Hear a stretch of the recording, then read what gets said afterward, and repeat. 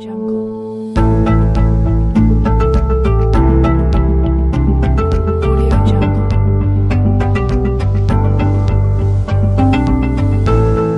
Audio Jungle. Audio Jungle.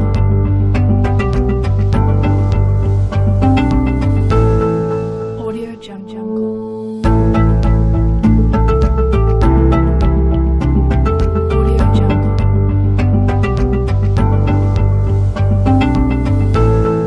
Audio Jungle. Now it's 6 p.m. Cairo time. Hi everyone and welcome to the first episode of Global Citizen Talks. It's me, Mrs. Amira Said. I'm an Egyptian journalist and the host of Global Citizen Talks. Actually, I'm so excited and super delighted to be part of this program, and I'd like to thank the Egyptian Ministry of Youth and Sports and the African Youth Bureau for giving me this chance. And also, I'd like to thank you, our generous audience who will be listening to me. I think that the first question that will come to your mind, what is Global Citizen Talks? And why we have decided to launch this program during this period? And most importantly, what is special about this program? Okay, actually, we are all surrounded by gloomy, heartbreaking news, excessive like fear, and definitely the pandemic has impacted our lives like never before, and it's hard even for the most optimistic to stay positive. But I think that in every crisis there is an opportunity.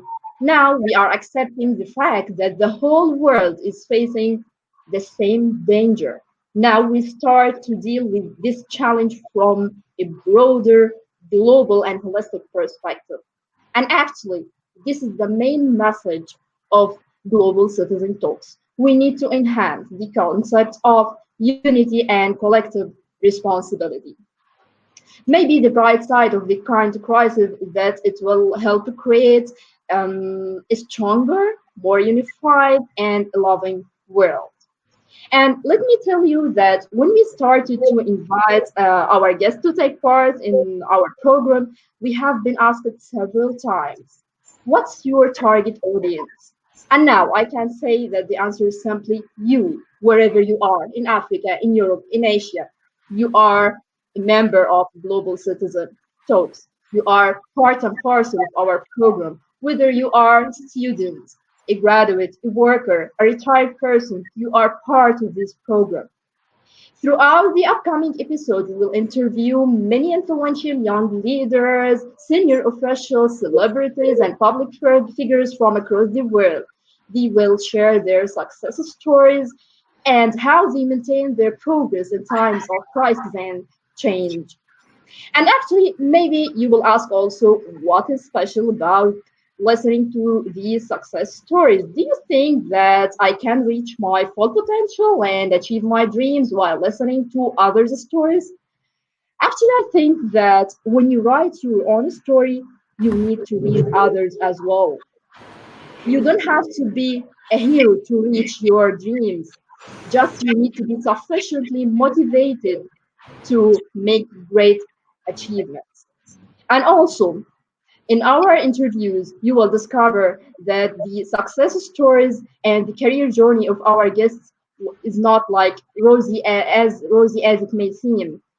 Their journey has been filled with many ups and downs, but we need to be committed, and we have to be persistent, and we have to know that it's never too late to achieve your dream. So, our dear audience, you are part and parcel of our program. You can directly interact with our guests and leave your comments and your questions. You can ask about whatever you want. Just drop your comments. Now you can follow our Global Citizen Talk, our first Global Citizen Talk, through 5 Facebook pages. The first one, the official Facebook page of the Egyptian Ministry of Youth and Sports, the African Youth Bureau, Africa Asia Youth Foundation, Nasser Youth Movements, and Model African Union, Egypt. Okay. Now, Dear our audience, get ready to virtually travel from Cairo to Spain, where our dear guest stays. Actually, I'm so excited about the conversation that we get to have with our uh, today's guest, and he will be sharing his amazing success story. And actually, when I say amazing, I mean it. What's special about our guest is that he's an action taker. He believes that you have to be the best person you can in order to live forever. He proves that the distance between you and your achievements is can be measured by the amount of the action that you take. He believes that you have to be happy. He believes that you have to be grateful. And most importantly, he believes that you have to make an impact. And to be more accurate, he believes that you have to make a global impact. Now, our audience, allow me to introduce Mr. Carlos Santos. He's the founder of World Impact Alliance. He's also a World Economic Forum global shaper. And actually, aside from his youth and social activities, he's lecturer in more than 7 universities. Now, allow me to welcome Mr. Carlos Santos. Hi, Carlos, and thanks for joining us. Hello, Amita. Thank you so much for the invitation. I'm so proud and so happy for being part of this initiative, and I really encourage everyone to continue here in the Global Citizen Program. It is an amazing initiative. Thank you so much. Thank you, Carlos. Actually, we have a lot of topics to discuss today, but first allow me to display a short video that highlights the conferences that you attended in different countries worldwide, and we will be back. Okay? Thank you. Okay.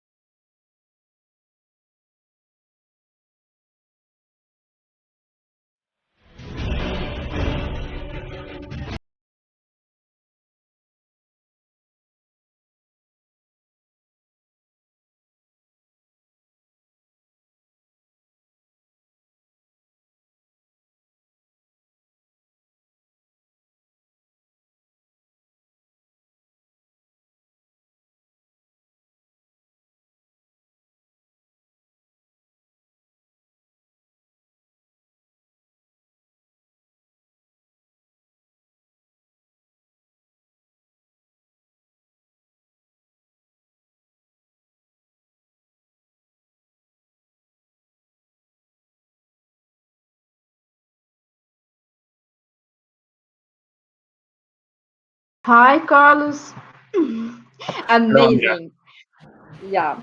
Actually, Carlos, when I I introduced you based on the impression that I get while reviewing your biography and reading your achievements. But I think that you are the best one to introduce yourself. If we want to know who is Carlos simply, what you will say? Well, first of all, you did an amazing job, and I think you did way better than I could do. But if I had to explain to the audience what I am doing during these years, basically I am a consultant in international relations, communication, and innovation. And I am the founder of the World Impact Alliance, as you mentioned, which is a private initiative that brings together companies, institutions, and remarkable individuals that want to make the world a better place by finding and applying specific solutions for problems in healthcare, environment, poverty, education, and human rights. I also participate in different initiatives internationally. But for me, it's, as you said, the most important thing is how can I continue growing to empower others to generate a bigger contribution to society. Great. Carlos, you know that coronavirus now it's the major theme for 2020, and as we mentioned that in Global Citizen Talks we will discuss the whole topics and issues from a global, broader, and holistic perspective. So now we want to know, can you give us more information about the current situation in Spain, the preventive measures that are being taken? So. Yes, well, the situation is getting better in Spain. Right now, we have several hundred new cases every day. we got to more than 240,000 confirmed positive cases in all this period, but things are getting better. Right now, we still have to stay in lockdown, but the lockdown is going to an end. Right now, we can go outside to work and to do daily life, but there's some rules that we have to follow. We have to wear masks. And for the longest time, for 2 months, we haven't been able to go out. And the main concern now, because that the health crisis, or at least the first wave of the health crisis, has gone, now the problem is the big consequence that we are going to deal with the economic crisis that is coming. Yeah, okay. So, Carlos, you know that as part of the preventive measures to curb the spread of the virus, many people, all of us, are asked to stay at home. And actually, I'm super curious to know how successful people spend their quarantine days. Do you structure your day, and how you keep yourself motivated all the time? Well, thank you. First of all, I cannot define myself as successful by any means, but I can tell you what I do. I try to use this quarantine as an opportunity, because I think it's a very rare window of time that we have that we probably will not have in a very long time to actually reflect and improve.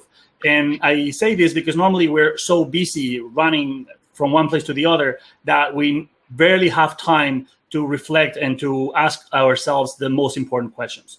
So what I'm doing is basically focus on 4 areas. I'm writing and thinking a lot about the new trends, what are the changes in the market, the changes in international relations, what is the type of leadership that we need for the future, what should my role be in this new world.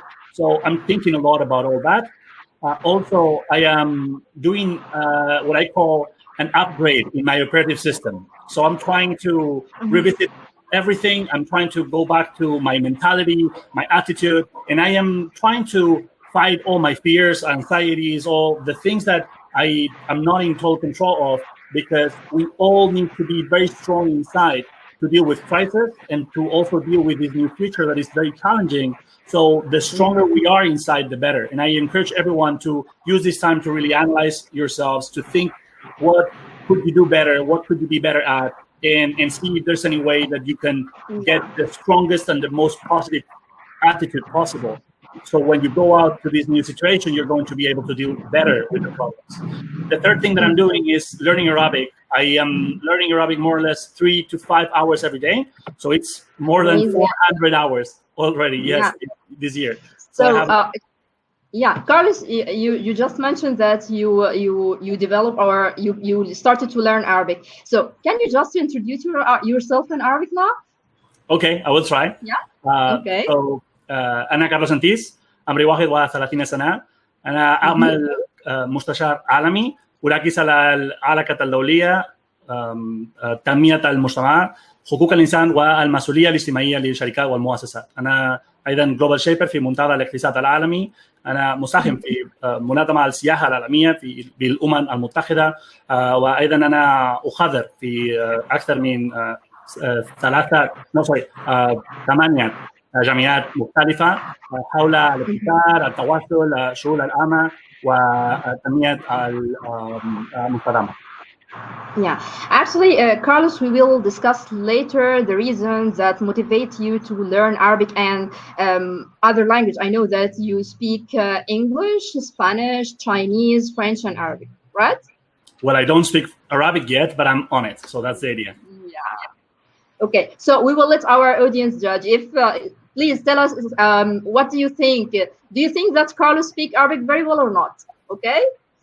So, Carlos, you told me that. Okay, so Carlos, you told us that you spend your day to develop your skills and to learn a new language. But do you think that this is boring? You spend all your days, you crowd all your day with work. You don't practice any exercise, and how do you recharge your batteries? Yeah. Well, first of all, I love what I do. And I do so many different things, and I never get bored.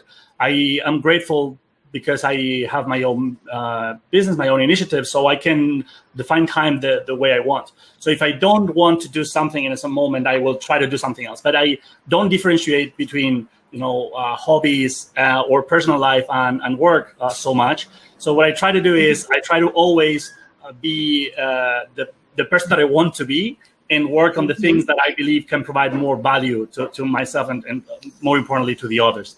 So I do some life design. What I try to do is to design a life for me, and I try to coach other people on designing a life that makes sense for themselves. So basically, it's the idea like you design your own game.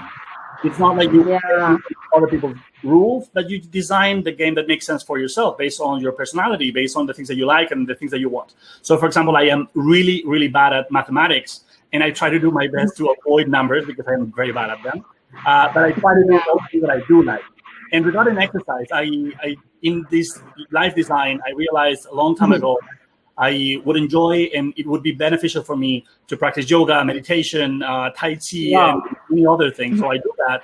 But it's also part of what I consider to be my responsibility, because if I am not taking care of myself and of my body, I live in that body. So I really need to try to keep it okay. But sometimes I have to admit that I do not find a good balance because I want to keep thinking and doing a lot of things. And it's tough for me to keep everything in good balance. Yeah, I'd like to show you some of our audience comments, and people think that your Arabic is really good. Yeah? Thank you. Okay. So, Carlos, as we mentioned also in our interviews, we do not only focus on like your practical life.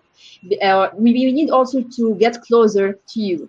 And now let's go back in time to your childhood.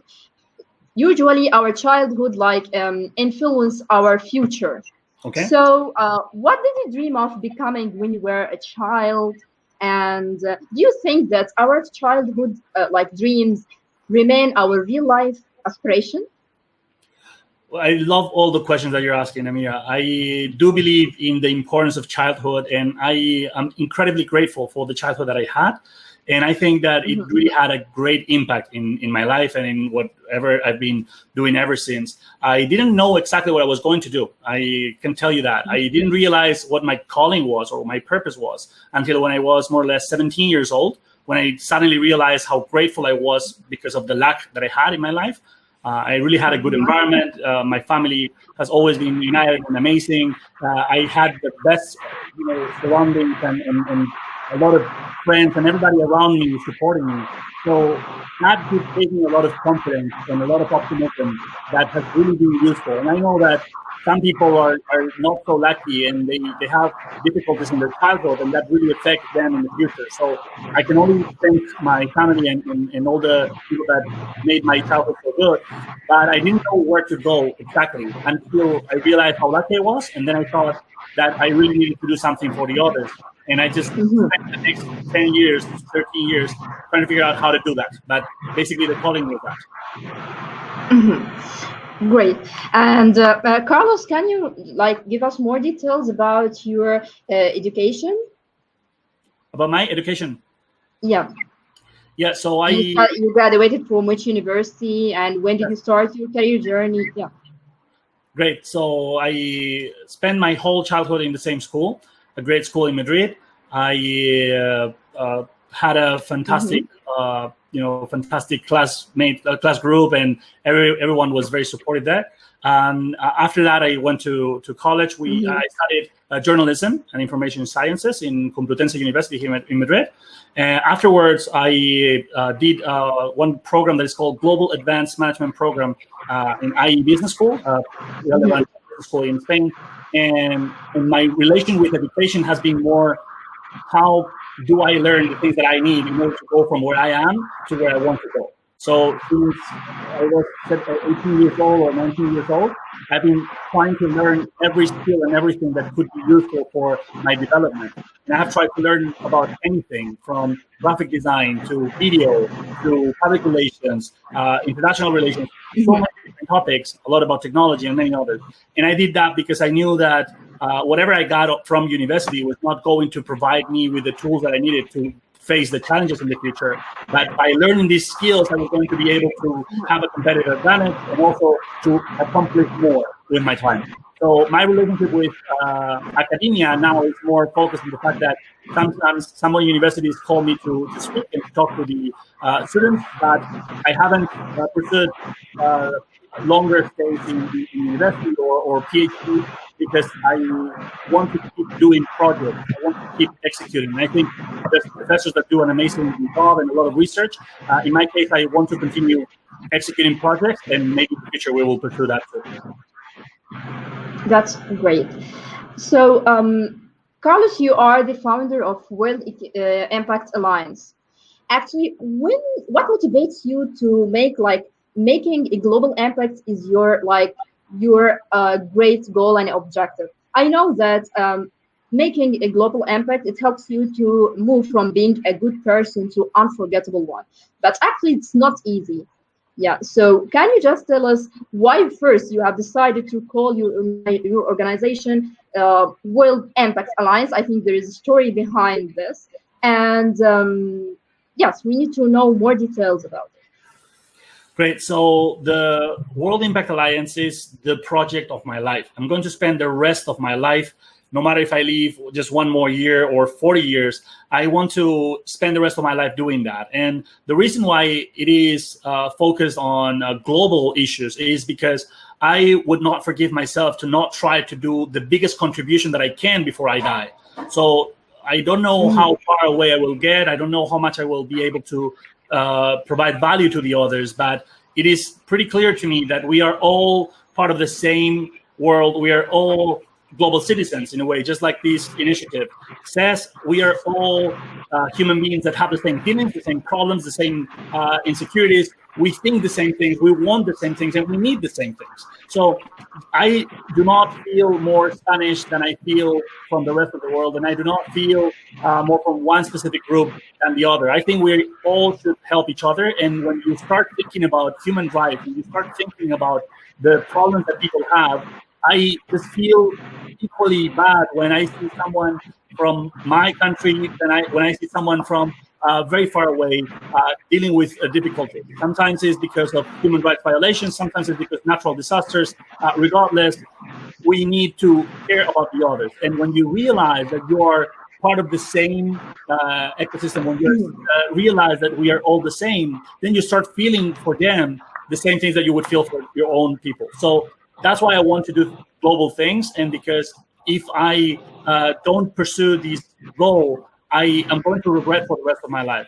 Now, we want to do an alliance because it is impossible to do anything alone, and it's not only a matter of public institutions that are going to develop projects. It is not only private initiatives. It is not NGOs and the third sector, but in reality, it is all the different sectors that have to come together. We need to align between different countries, between different sectors. So what we do is we make sure that we have public, private, social collaboration. And that means we work with government, we work with big companies, we work with newspapers, with television stations, we work with universities, we work with NGOs. So we put all that together, and then our model is to enable citizens to be a part of the solution. Because there's millions of people that want to be a part of the solution. There's people that want to help the needy. There's people that want to solve problems. There's people that have skills and capabilities that could allow us to solve some of the biggest problems that we're facing. And yet, we never have the resources in the right place because we are trying to tackle problems in a way that is not efficient. Sometimes you have engineers that could perfectly well solve a problem in Africa, say, but that person never thought of that problem. So our goal is to put all the resources together and try to see how can we make an impact in a way that is beneficial for everyone that is around it. So that's why we want the alliance. The impact is vital for having a purpose, and it has to be global. Yeah. Actually, I know, Carlos, that the slogan of your organization is social impact innovation for a better world, and that your organization seeks to maximize the positive impact of organizations and reduce the negative impacts. Actually, this is a great vision, but don't you think that we have to move from vision to action? And can you tell me what is your mechanism to achieve such great goals?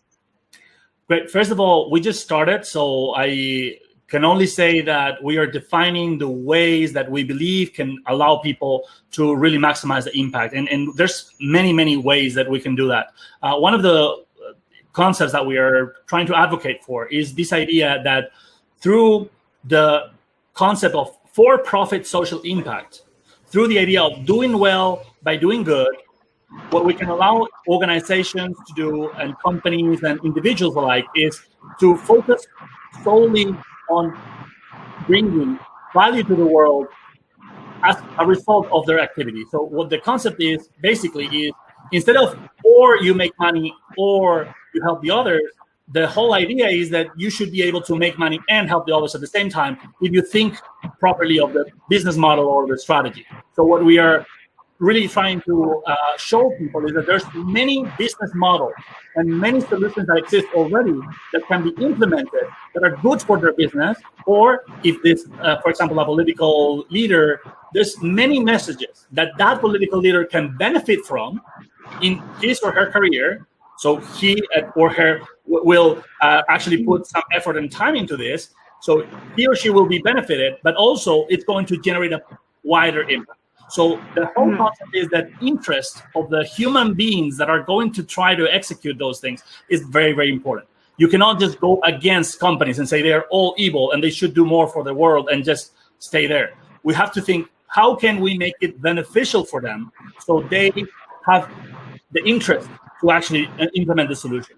And we have many models. I am going to mention just a couple of them. One model is the idea of empowering people to be a part of the solution. So, for example, companies can provide prizes and rewards to all their clients and all their stakeholders if together the company and the clients go and solve a problem. Imagine that we do a project to clean a beach or to clean some space, so you can allow your stakeholders to go with you. And the second thing, and I finish with this, is, for example, impact tourism, where you can allow the tourism sector to empower travelers. So when they travel to a new place, they go and provide some value to the local community. So by helping the poor people there, or by helping cleaning a destination, what they're doing is helping that destination, making that place better, and having experiences that they will feel better about, and also enjoying the trip. So not doing volunteer tourism, but just traveling and making an impact at the same time. Yeah, great. Carlos, as I mentioned, that our audience, they are part and parcel of our program and they can directly interact with you. And actually, one of our listeners, you mentioned that you work with governments and politicians. And actually, one of our listeners want to ask you, didn't you find any difficulty in dealing with them? Did you find like they are willing to make a global impact or something like that?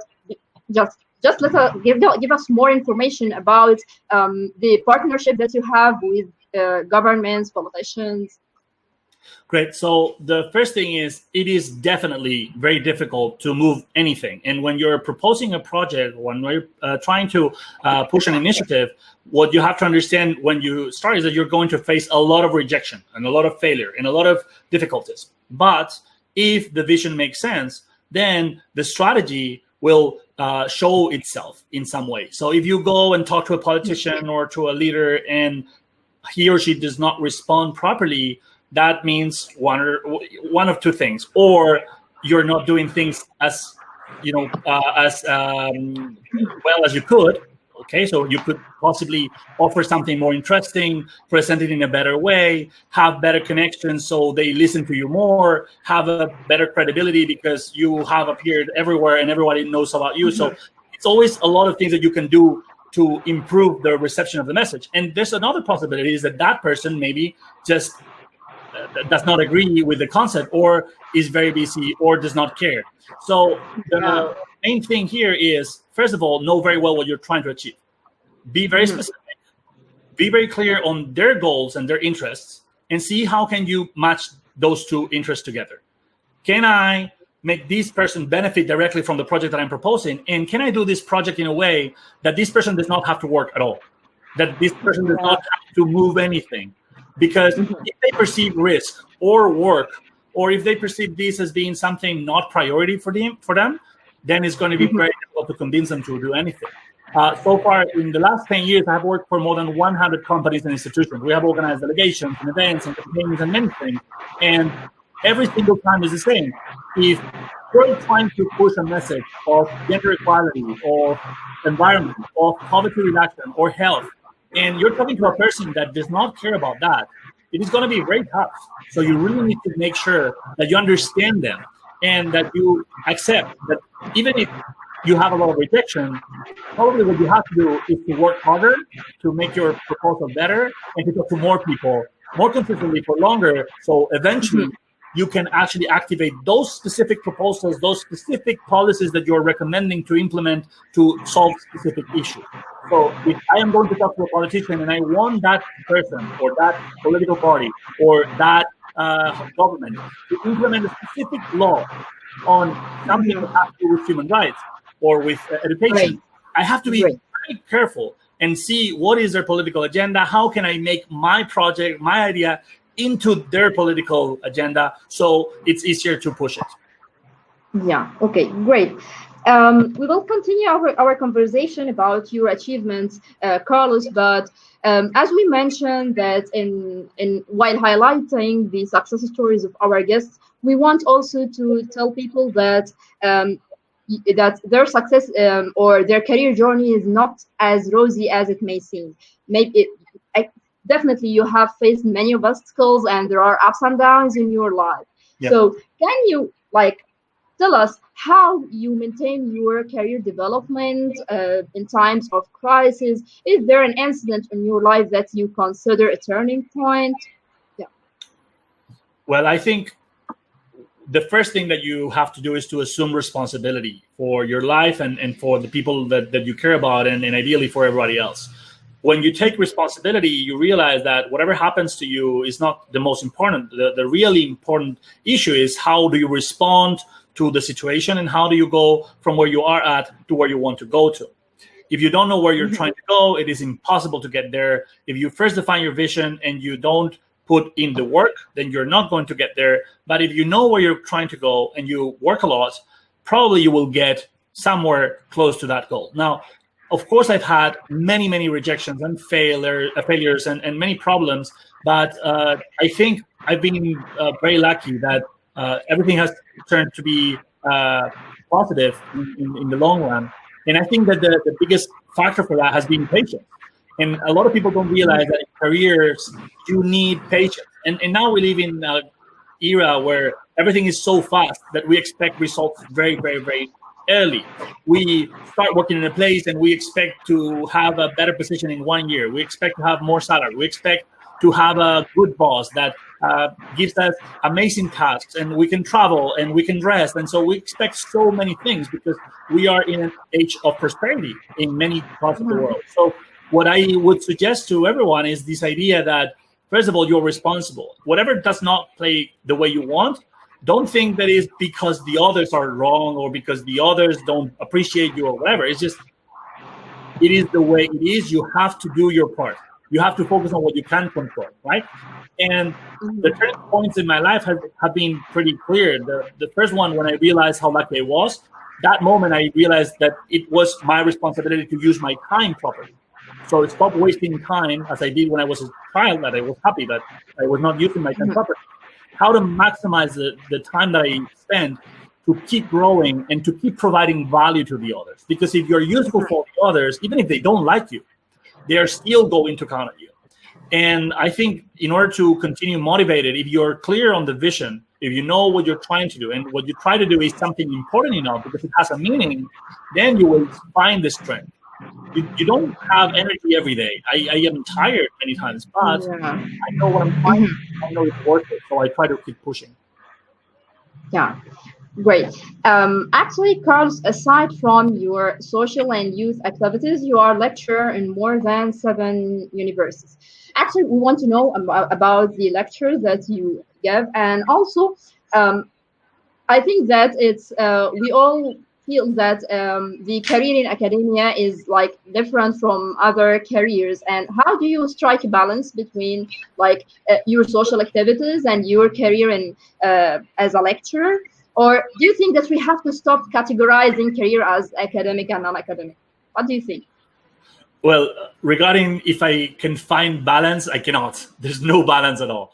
But what I believe it happens is that when you have the opportunity to have a platform where you can talk to students, as I have this great luck, and you really do an effort to look at their problems, see what their goals are, and see how can you help them improve their lives, then you realize that space, the academia space, is an opportunity also to provide value to the world and to generate an impact. And if you help them, and then they start doing things with a slightly clearer vision of trying to provide value to the others, or they have a better life, then you just made an impact. So that is something that is very connected. Now, regarding if I pursue or not, I have never tried to do anything in academia. Some universities called me. I was incredibly happy to be there.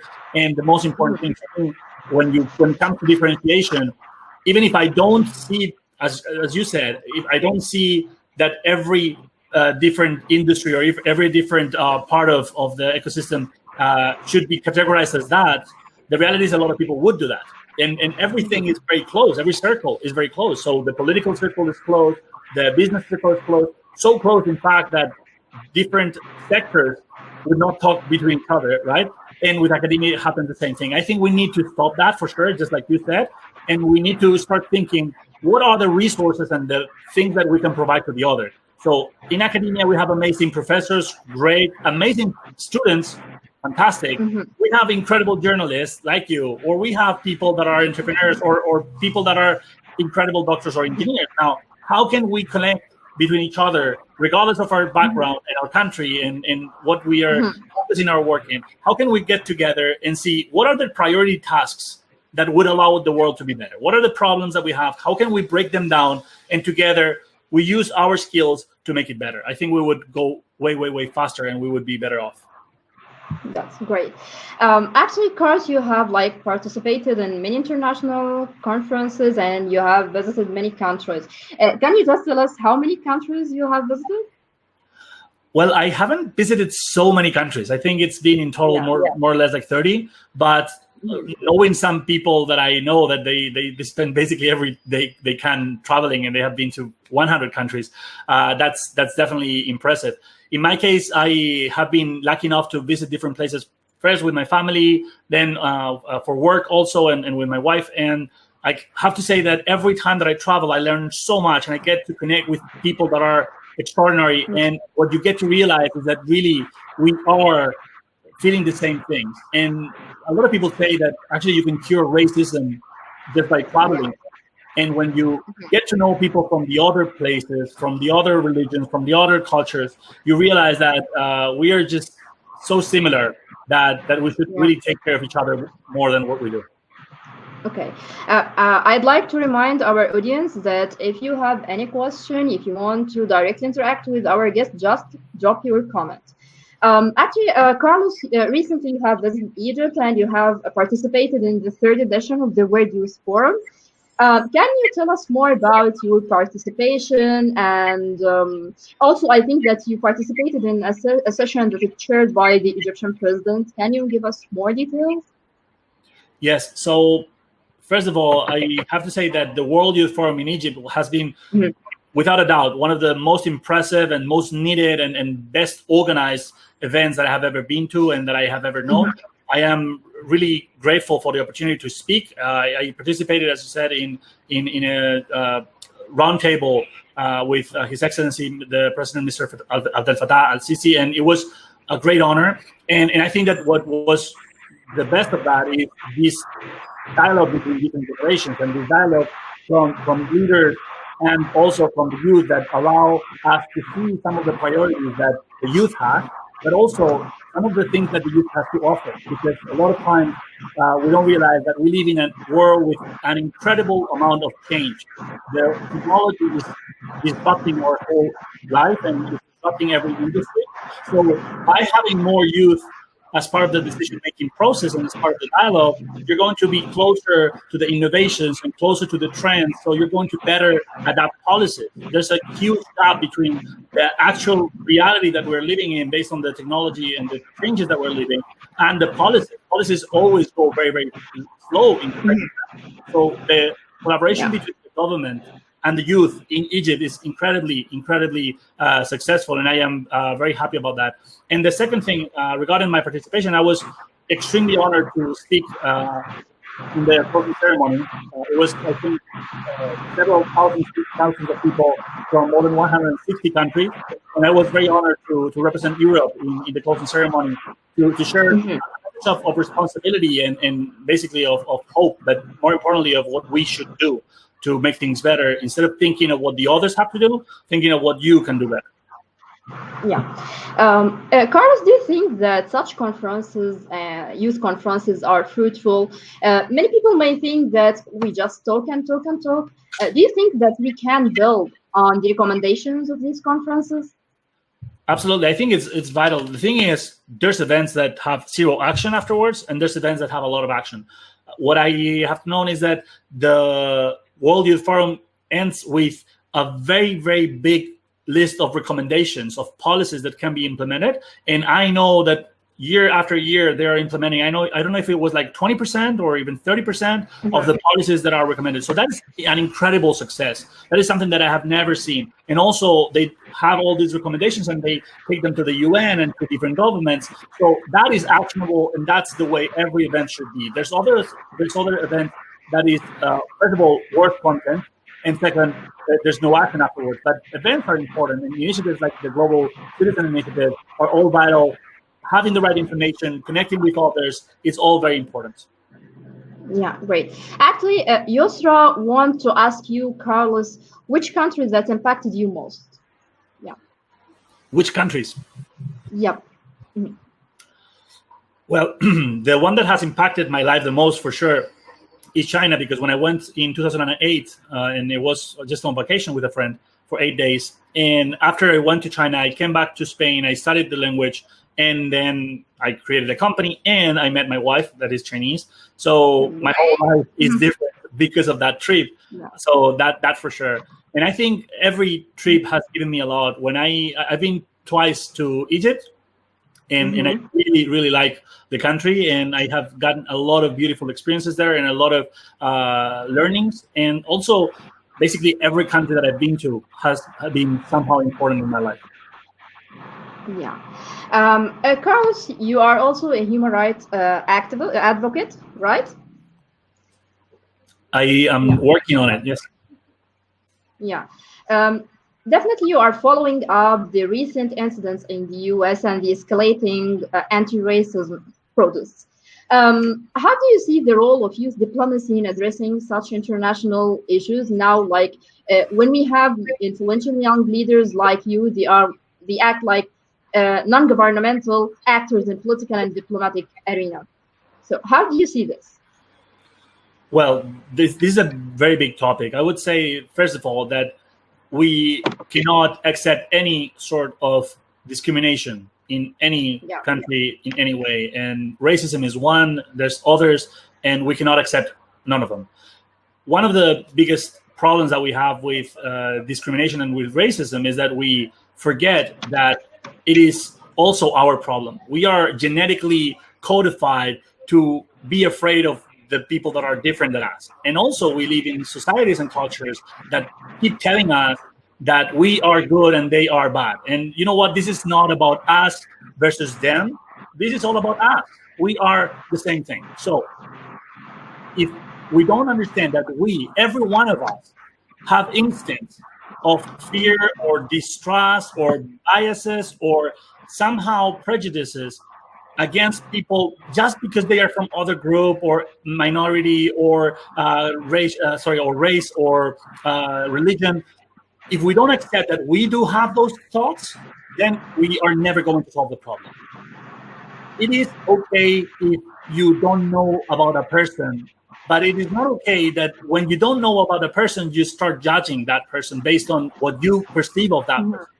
What happens with group identity, which is racism in general and others, is that what we are doing is striping individuals from their personality, from their actions, and we're not taking that person accountable for his or her acts. We are making that person responsible for all the mistakes of that community, and at the same time, we are congratulating ourselves for all the good things our community does. But the thing is, just because I am from the West, I am not someone that has gone to the moon, for example.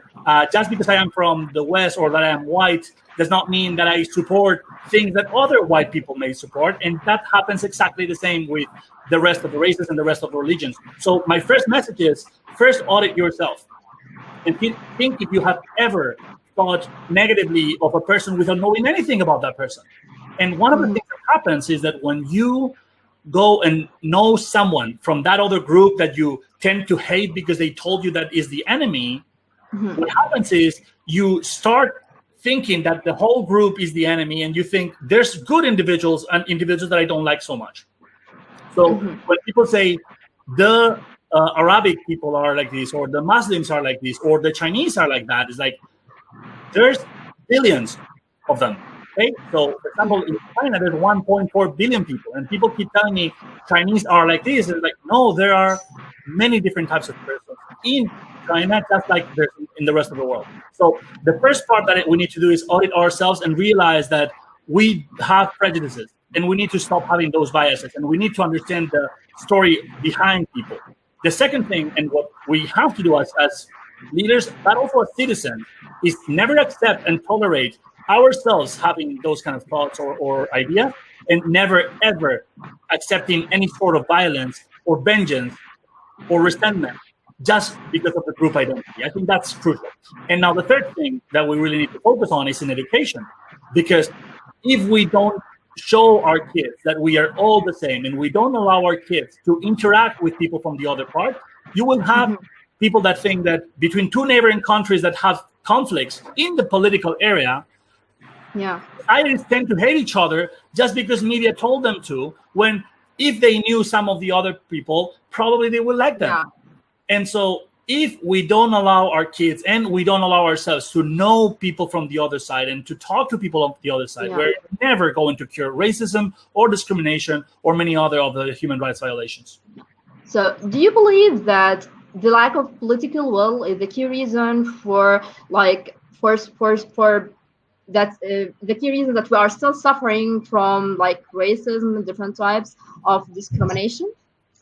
I didn't understand the question. Sorry. So do you think that there is a the lack of political will is the key reason behind such incidents like the racist incidents in different countries? Well, I think the main issue that we have is human nature. We are animals, and people just want to forget about that thing, but we are animals. And most of our behavior and most of our feelings and thoughts come from our genetic code and evolution. So it is normal that we are afraid of things. It is normal that we associate. It is normal that we consider that maybe there's other tribes or groups or animals that could harm us. It is normal. It is reasonable to think like that. The problem is that we have come such a long way. So if we don't have the political commitment, as we say, if we don't change our education system, if we don't have our media accountable for all the misinformation that they're having, and I am a journalist. I studied journalism, and I can tell you this very well. Normally, media are just echoing the voices of the government or the opposition. But most cases, what you have is that both government and opposition in one country are both against maybe the other country or the other religion or the other thing, because they consider them part of the same group against the other one. So no one is going to tell you in that environment that the others are good or could potentially be reasonable. So what happens is we live in bubbles. We are so influenced by our ecosystem. So when you're born in a place where there's a majority religion, probably you will end up in that faith. But also, if in your society everybody criticizes that other society, probably you will end up criticizing that society. We need to audit ourselves. We need to audit our moral values. We need to audit what are we doing wrong, because this is a matter of how can we control human nature, because it is possible. Just like we have avoided so much violence and so many wars for years based on law and religion and things of some advancement in human rights, it's incredible that we kill each other so little in reality. And I am so happy that we have gotten to this situation in the world where there's so many rights that we have to be grateful for, and we have democracy, and we have security, and we have very, very, very good advancements. Now, if we are able to have the UN, and we are able to avoid new wars, and we are able to do those things, then we can also prevent ourselves from doing some things that may have something to do with our nature, but that can be controlled and should be controlled. Great. Now we will take a break from like talking about politics and such issues. Now I will show you some photos. Yeah, okay. Carlos. And we believe that every photo tells a story. And can you tell us the story behind each photo? Okay, let's start with the first one. Okay. Fantastic. Yeah. Well, this picture is very important to me. That person is my father. Unfortunately, my father passed away 3 years ago due to pancreatic cancer. He was my mentor, my partner, my best friend. We used to speak for more than 4 hours every day for 10 years. We worked together. And this picture basically reflects that we were working together. We were launching initiatives together.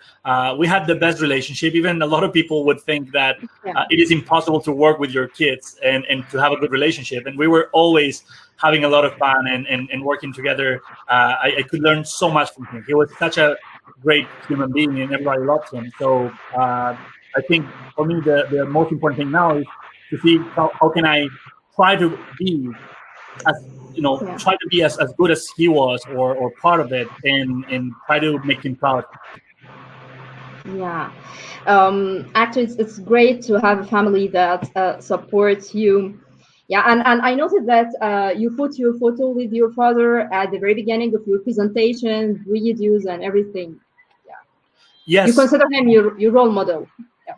Yeah, he is, and he will always be my role model. More importantly, because he is the best human being I have ever met. He would always be generous and kind and empathetic and good to the others, and he would never feel entitled or feel superior to anybody. He would meet presidents of government and presidents of companies, and he would still talk equally humbly to anyone in the streets. So the way he raised me, just by example, not telling me what to do, but just showing me the way to accept your responsibilities, do what you have to do, be kind, depend on others, just the work ethic that he had and how kind he was.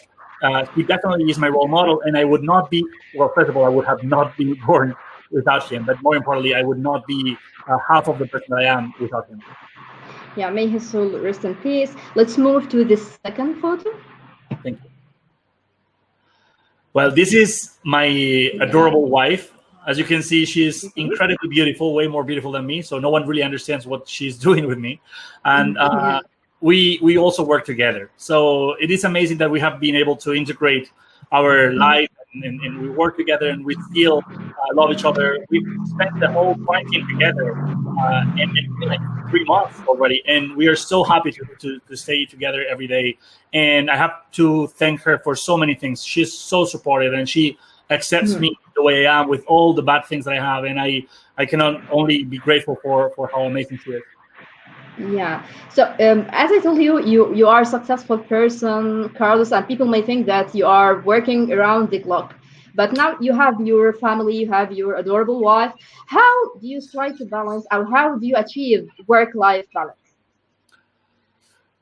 I think the most important thing is to like what you do. And I'm not going to say find your passion and love everything, because it's not exactly about finding a specific thing that is going to excite you every day. I don't see that as something easy to do. But when you know your why, then it's easier to find the how. And in my case, I don't need to have a lot of balance. I just need to make sure that I do things properly. So I try to be a good husband to my wife. I try to be a good professional. I try to be a good partner. I try to be a good citizen. So that means that if I feel that I'm not being generous enough to my wife, if I'm not taking care of her, I will try to correct that. If I think I'm not working hard enough, I will try to correct that. But it's basically this idea of trying to always improve and trying to always check if I'm doing things properly or not. I am like my own, I would say, mentor, and also my own trainer, so I'm always being very harsh on myself, trying to do my best. And of course, I am very far away from being perfect. I could not be farther away. But what I do is I really try to check if I am the person that I want to be. And if I'm not, I try to change that. And I'm trying to always cover all the different spaces. So I am happy, I am fulfilled, but also I am not being someone that is generating a negative impact around me. Yeah, amazing. Let's move to the third photo. This is the picture of my first visit to the Great Wall in China. That trip that changed a lot of aspects in my life, and also it reflects how much I love nature, how much I love adventure. I have to say that I haven't been able to be very adventurous for the last years because I've been pretty busy, but I do love nature, and this was a beautiful day. I walked for 8 kilometers on top of the Great Wall, and I really enjoyed that. But I, more importantly, enjoy every contact that I have with nature. And I think that without nature, always living in a city center, it's really hard to live a life that I'm going to be comfortable with. Yeah. Okay. So back to the World Impact Alliance. Carlos, you always say that your main target is to make a global impact. How do you measure the success of your organization in achieving this goal? For example, how many people you have managed to help? How many projects you have achieved in other countries? Yeah. Great. So the idea is to maximize what I can do in my life, and that means that if I start now and I have 40 years left, for example, my goal is to see how can I really improve a lot of people's lives in that time, right? Now, how do I measure? Well, there's many ways to measure your impact. Now, the thing is, if you don't build a lot of leverage and a lot of influence and a lot of collaborations, you're not going to be able to impact much. Now, the way I measure impact is, for example, we first target the things that affect most negatively the largest amount of people. So, for example, poverty. Poverty affects, way more than 1 billion people, but there's 1 billion people that live in extreme poverty. And there's ways that you can help lift people from poverty. For example, e-commerce, e-services, and many other ways. Now, if we implement a project, let's say in collaboration with several organizations, and we implement it in different countries, and we have, say, 1 million people participating, then we will know that we have impacted 1 million people plus the people they have impacted with their work. Now, my goal is very ambitious, but at the same time, I don't want to say any number because I am going to aspire for the best, but always be grateful for what I actually achieved. Because as ambitious as I am also very realistic, and I know I may not be able to do much, but by trying to do my best to collaborate with the people and the organizations that really have a lot of power, a lot of employees, a lot of citizens behind them, maybe we're able to implement very specific solutions that can be applied and help people. So let's say that we have a model that can help filter water in deprived communities, and that through our work, we implement that solution in 5 communities with a specific amount of citizens or inhabitants. So that is going to be part of the impact, right? So depending on who we get to collaborate with, depending on the solutions that we come up with, depending on how successful they turn out to be, that's how we're going to end up measuring. But for me, the biggest priority will always be to try to affect more people in a more positive way and try to focus also in the problems that are affecting negatively. Because if you just say, we do this thing in CSR, in corporate social responsibility in companies, just to take a picture, and we are, for example, let's say that a big company goes and says, I protect women because I care about gender equality. And what they do is they go to school, they talk to a few girls, and they put that in the report. And they say, that's what we did. We care. Look at that. And I don't think that's real impact. I don't think that you have changed anything with that. And what my take is if you have 100,000 employees, okay, what would be the biggest thing your 100,000 employees could do together to empower as many women as possible, to save them from problems like rape or other things that are really disrupting their lives? So war, poverty, and others like health are going to be our focus. But the thing is, how can we collaborate with others to really implement solutions. And I know that in the first 3 years, we may not be able to do much, but if we accumulate experience and we accumulate resources, in 20, 30, 40 years, we would be able to do very important things. But again, I don't know how far we will get. Okay, so Carlos, do you have like a future action plan? You have long-term goals? Yeah. Can you just tell us more about your long-term goals?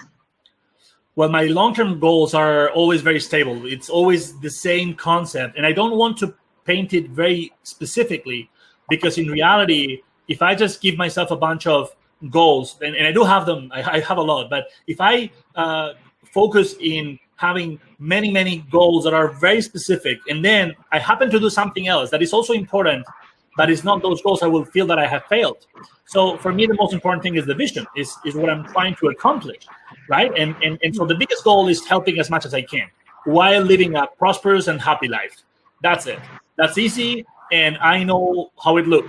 Now, if you ask me about very specific goals that I have, what happens is that I have these resources that I need that I think I need in order to maximize my impact, or these steps that I think probably will help me.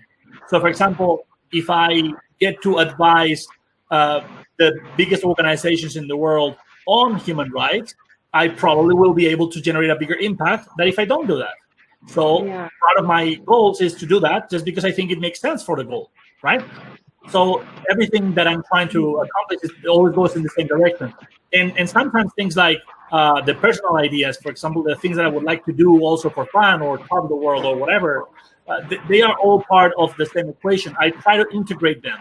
So one thing that I'm trying to push now is a system that allows us to have a very clear list of problems and solutions that can be implemented.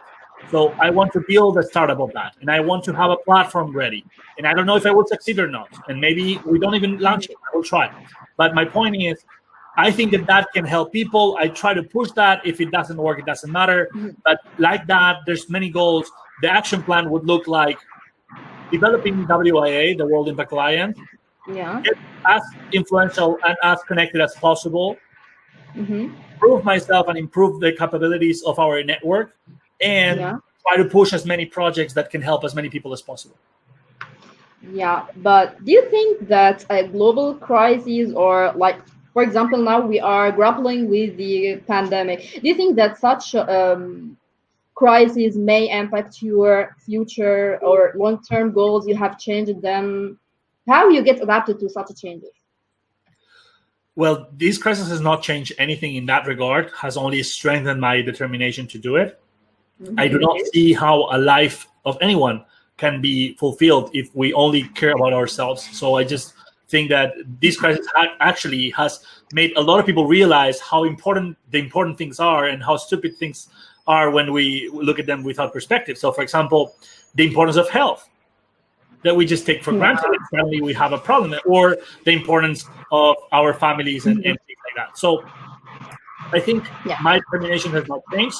And in order to keep motivated, or what am I doing as a response, first of all, analyze, is knowing what's going on, what's probably going to happen, and how can I adapt to that? And more importantly, what is my role there? What can I do in the new world to be more useful?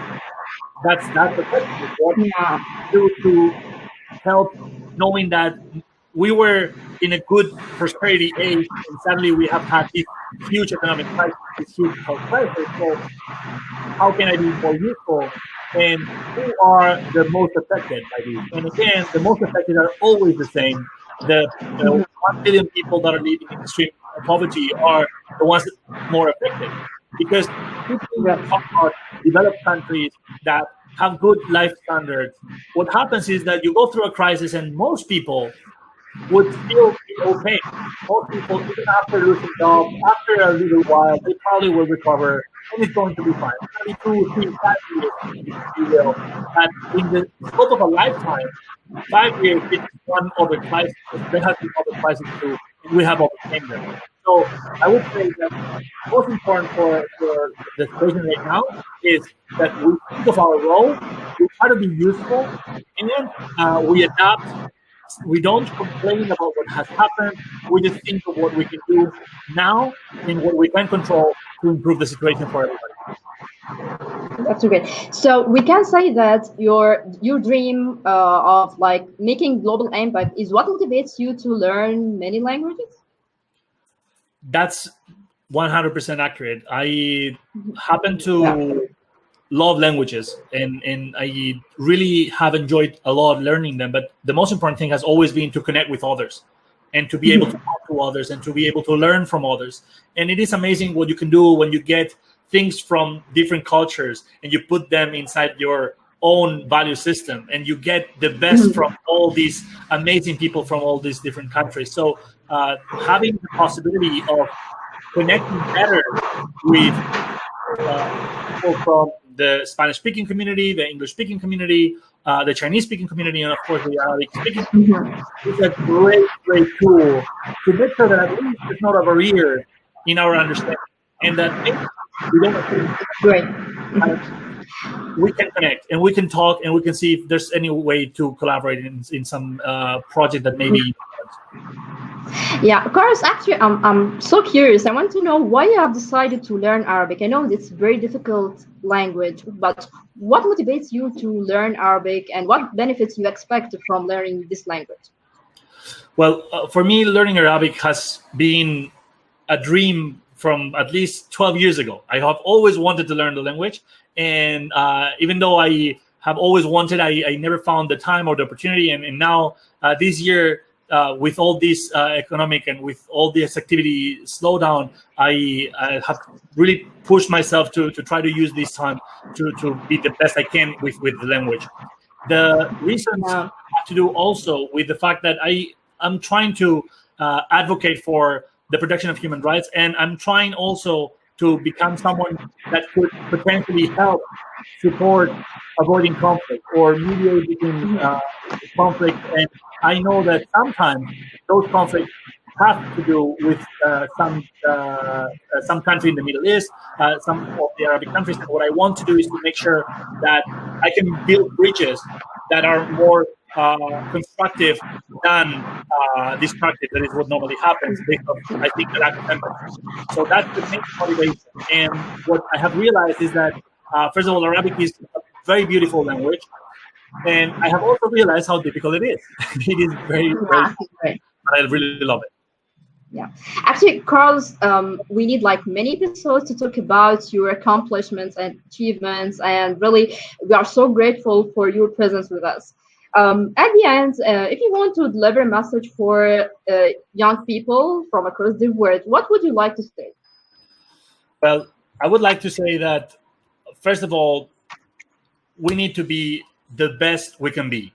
So please try to be a good human being. Try to be generous, kind, and empathetic. Try to be good to the others, even when they are not good to you. Try to know yourself and love yourself and support yourself, because without being in a way that is at peace with yourself, it is impossible that you can provide any value to the others. Be useful to the others and try to work as hard as you can with patience to make sure that you achieve your goals, but also that the goals that you achieve are valuable for the others. Try to work as hard as you can to avoid being disappointed at yourself. Don't disappoint yourself and don't disappoint us, because we really need you. We really need your energy and your ideas and your work and your motivation. So be the best you can be. Help everyone that you can along the way. Be responsible. Don't expect others to do it for you, because at the end of the day, it's your responsibility. And I would say that you have to live a life that can have three main pillars. One is saving the world, the other is being prosperous and successful, and the other is to be happy. So please be as useful as possible to the others, and also try to live the best and the most interesting and exciting and the happiest life that you can possibly live. Okay, great. And if you want to deliver a message in Arabic, what would you like to say? Okay, let me think about it for a second, because there's a lot of things that I would like to say.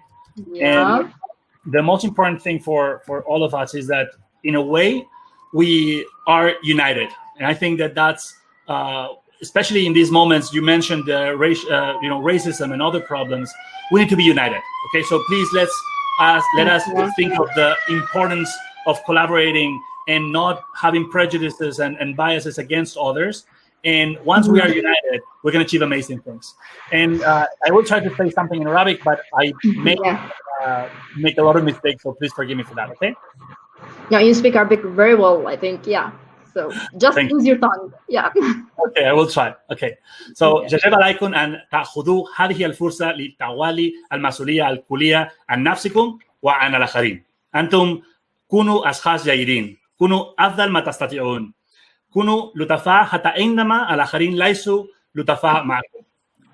كونوا دائما أواع. لا تتوقعوا من الآخرين العمل عنكم. افعلوا ما تعرفون يجب فعله. وأيضا ستنجزون أشياء اثنين عندما تؤمنون بقدراتكم، تعملون بجهد وصبر وتضيفون قيمة للناس الذين يدعمونكم خلال رحلتكم. عيشوا كأن هذه الحياة هي الحياة الأخيرة لأنها ربما تكون، وعيشوا رجال أنفسكم وجميعنا فخورين. لا تقتلوا أنفسكم لأنكم أنتم حاضرون وأنتم المستقبل الواعد. ساعدوا الآخرين، عيشوا حياة مزدهرة، اهتموا بنفسكم واستمتعوا بجوانب الحياة الإيجابية، أنقذوا العالم، انجحوا وافرحوا. Amazing. Actually, Carlos, we are so grateful for your presence with us and thanks for your time. And really, we are so honored to have you and Global Citizen Talks. It's definitely my honor. I am very grateful to the ministry, to you, Amira. You're doing an amazing job and you're helping a lot of people. So thank you so much for your contribution. Thank you, Carlos. I'd like to thank our dear listeners. Thanks for being with us and stay tuned for the upcoming episode. Stay safe, stay positive, and prepare yourself for the new fresh year. Thank you again and goodbye. Goodbye.